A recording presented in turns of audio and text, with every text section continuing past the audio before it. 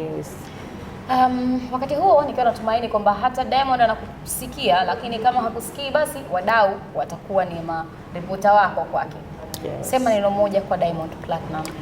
Niko namwambia Diamond, so azidi kuwa na moyo tu uvumilivu juu ya maneno mengi yanayoongeleka ndani ya Tanzania na nje ya Tanzania. Ni watu wapuzi tu ambao fikira zao ni mbaya, ambao hawafanyi kazi.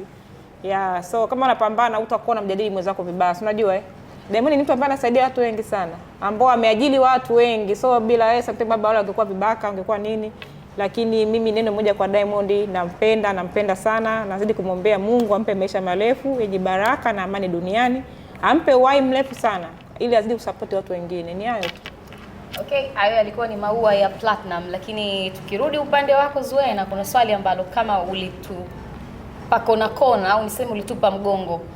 Swali la kuhusu ile safari yako ya Kongo. Ulikuwa na sponsorship au ni wewe mwenyewe tu uliondoka na kipato chako ukaona uende ukafanye kazi zako? Kila kitu